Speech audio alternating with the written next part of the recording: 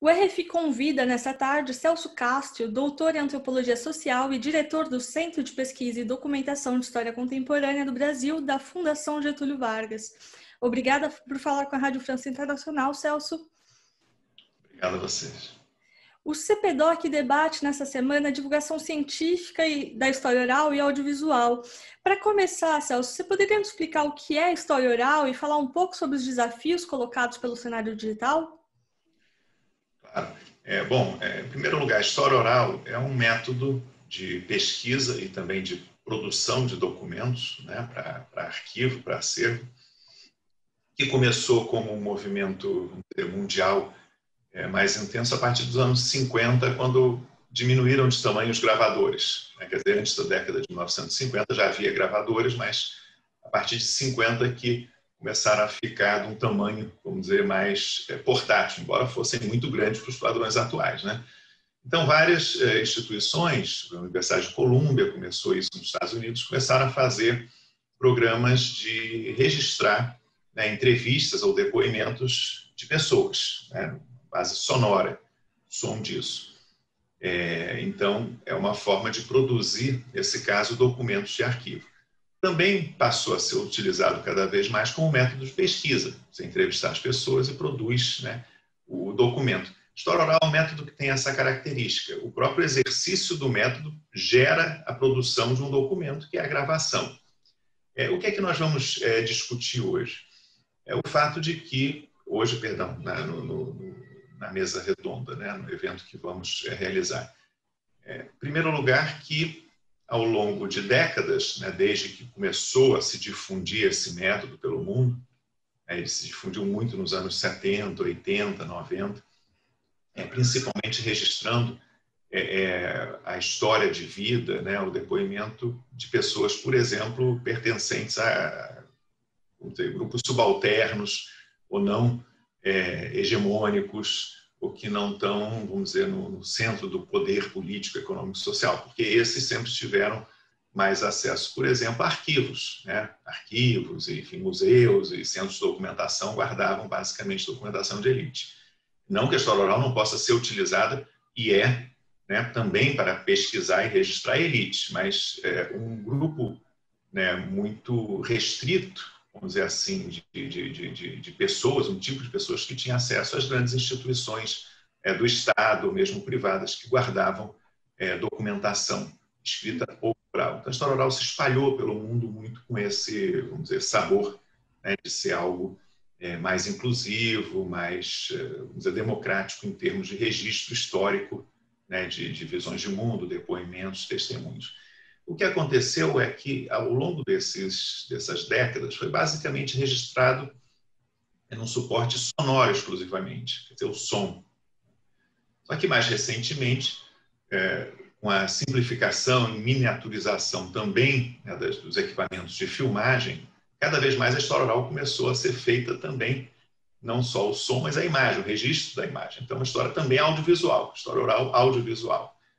Isso coloca uma série de questões que nós vamos debater nesse evento, né? Quer dizer, tem, claro, questões técnicas que são as mais simples, mas principalmente questões relacionadas à produção do documento em si, algumas questões éticas e também da disponibilização desse material, né? E, por outro lado, a divulgação passa crescentemente a ser feita já em formato digital e pela internet. Então, também quais são as implicações disso, né? Tem questões em relação ao que era praticado antes, algumas que eu acho muito positivas, né? Outras que necessitam de mais discussão.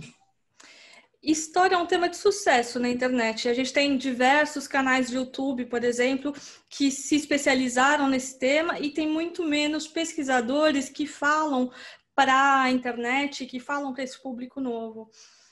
No caso, nos últimos anos, a gente tem visto com isso um aumento de versões de temas, de fatos históricos, inclusive com a volta de discursos que negam algumas coisas, como no caso brasileiro, que negam a violência da ditadura militar ou mesmo da violência da escravidão negra.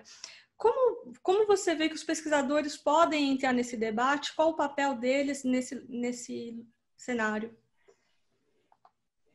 Eu acho que o papel dos historiadores, em primeiro lugar, vamos dizer, divulgar e disseminar, vamos dizer, o respeito à empiria, né, à realidade, que é registrada de diversas formas, através de documentos orais, escritos, testemunhos, né, como a história oral, no caso, registra. Evidentemente, todos os fatos históricos são sujeitos a interpretações diferentes e variadas, mas o que você, na sua pergunta, abordou, né, o caso do negacionismo, quer dizer, é algo que parte de um pressuposto ideológico, se distancia, vamos dizer assim, da realidade para disseminar, né, ou tentar comprovar, né, alguma verdade, entre aspas, que não corresponde àquilo que a grande maioria, né, dos historiadores ou dos cientistas sociais teria a dizer sobre os eventos. Isso acontece no mundo inteiro, um fenômeno, né, desde o Holocausto, enfim, até a ditadura militar, uma série de questões. Eu acho que para isso é fundamental, em primeiro lugar, a gente ter fontes, né, fontes produzidas, né, e não só, vamos dizer, preservadas, mas disseminadas. Quer dizer, qualquer pessoa, no caso específico do CEPEDOC, pode, por exemplo, ver depoimentos de pessoas que, enfim, que atuaram durante, né, o regime militar, inclusive dentro do regime, né, falando sobre questões que envolvem violência de Estado, tortura, enfim. Isso vale para, né, enfim, várias outras situações. E também, quanto mais disseminados, eu acho que essas fontes e o conhecimento produzido a partir delas, né, serve como um antídoto, vamos dizer assim, né, ao discurso, né, que busca, né, ou negar, ou ocultar, ou, enfim, torcer muito, né, essa realidade. Então, o trabalho de historiador é basicamente esse, e ele se utiliza não só de fontes, mas também sua abordagem, né? Quer dizer, método comparativo, análises, enfim, que mostrem isso. Mas, como eu disse, não só a produção de fontes e, claro, a preservação delas, mas a disseminação é muito importante. O CPDOC tem um enorme acervo de arquivos pessoais, de entrevistas desse período. E como que vocês têm se modernizado para que seja disseminado esse acervo, esse rico acervo, para os públicos mais jovens? Esse é um grande desafio, Cristiane. Nosso acervo, por exemplo, ele é constituído basicamente de arquivos pessoais, quer dizer, não é documentação pública, são arquivos que pessoas, né, guardam, acumulam ao longo da vida. São 224 ou 225, acabou de chegar um, não me lembro se já está na conta. Mas, enfim, documentação. Começou com o arquivo Vargas, foi o primeiro doado, e todo o pessoal da Era Vargas, né? Gustavo Capanema, Oswaldo Aranha, Anísio Teixeira, mas também depois foi sendo atualizado. O CEPEDOC foi criado em 73, né? Depois fomos recebendo outros arquivos mais recentes, né? No período do regime militar temos vários, arquivo Tancredo, Ulisses, Geisel, o Betinho, é um arquivo muito bom, e, enfim, mais recente. 224 ou 5, agora não saberia precisar. E, além disso, temos o programa de história oral.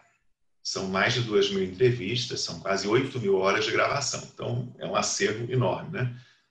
Nossos desafios em relação a isso. Primeiro é digitalizar. Tá? Não está todo digitalizado. Pouco mais da metade dos documentos textuais está digitalizada. Em termos de história oral, mais um pouco do que isso, né? Nos últimos tempos já é gravado digitalmente.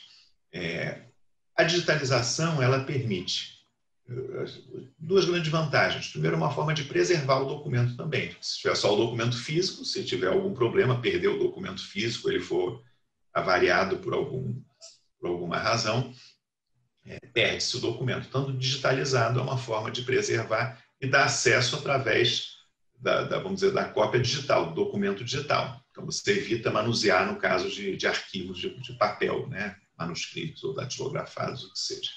Mas a segunda grande vantagem é a disseminação. Ela é muito mais, vamos dizer, democratizante nesse sentido, né, do que ter apenas o acesso físico. Então, o CEPEDOC tem a sua casa acervo, fica no Rio de Janeiro, em Botafogo. Quem quiser ir vai ver, temos condições ótimas de preservação. mas não precisa vir ao Rio de Janeiro. Pode consultar de qualquer lugar do planeta, desde que tenha acesso à internet. Isso acho que facilita muito. Agora, essa migração para o mundo digital, ela coloca uma série de questões, não apenas técnicas.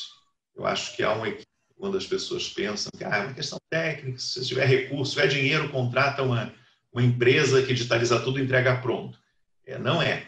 Na nossa prática cotidiana, lidando com acervo, nós vemos que existem questões muito sérias e de que exigem muita reflexão a respeito disso. Que tipo de formato é melhor salvar? Isso vai envolver algumas opções, pensando no futuro também, no tipo futuro de pesquisa que será feito. Isso não é uma coisa trivial e nem assim, meramente técnica, como se imagina. É muito desafiador e exige produção de conhecimento também a respeito disso. Então, são desafios de várias ordens. Esses desafios mais intelectuais, desafios técnicos, desafios de recursos também, precisa de recursos financeiros para fazer isso. E é o atual, vamos dizer, estado da arte e os desafios para muitas instituições de arquivo. Só para terminar, este ano vocês digitalizaram 9 acervos femininos. Você poderia explicar um pouco desse projeto e como ele nasceu?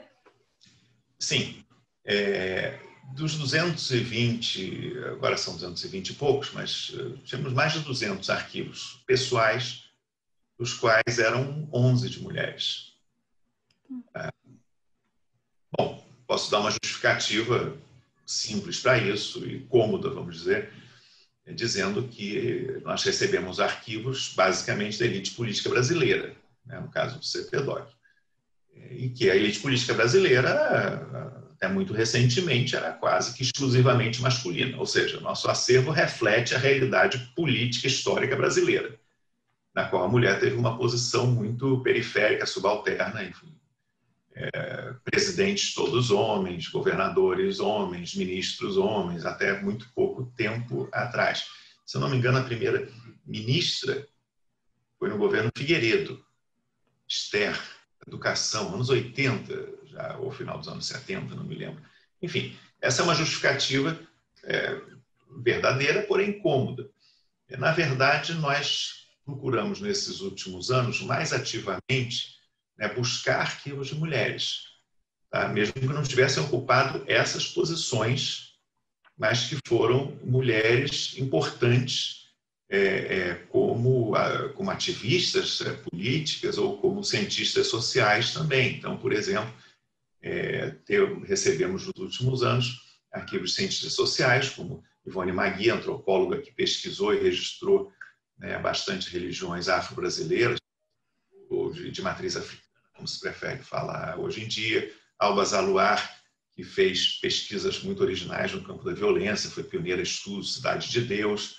Acabou de chegar, essa em primeira mão, primeira notícia que ainda não foi divulgada, Marisa Peirano, antropóloga de Brasília, do UNB, também o arquivo. Então, são mulheres, quer dizer, um esforço no campo político também, o arquivo da Luísa Erundina chegou também ao CPDOC. Quer dizer, Erundina tem grande, aliás, está em campanha agora, como vice-prefeito, mas foi prefeita de São Paulo e não foi ministra, nem presidente, nem governadora, mas tem uma atuação grande. Então, nós procuramos, vamos dizer, ampliar a presença feminina no nosso acervo a partir de uma sensibilidade maior para essa questão, que é absolutamente necessária hoje em dia, de termos também um arquivo mais, vamos dizer, inclusivo em termos de gênero, sem querer negar a realidade de ter sido uma política, uma história basicamente de homens no Brasil, mas temos desenvolvido isso ativamente. E é muito bom, porque o resultado, conseguimos digitalizar esses arquivos de mulheres, estão chegando novos arquivos. Ainda tem mais uns 2 aí que estamos esperando, aguardando. Assim que tivermos, vamos divulgar. Muito obrigada por falar conosco da Rádio França Internacional, Celso. Obrigado a vocês, é um prazer e convido todos a visitar o site do CPDOC, na Fundação Getúlio Vargas, e conhecerem nosso acervo. Acho que vale a pena.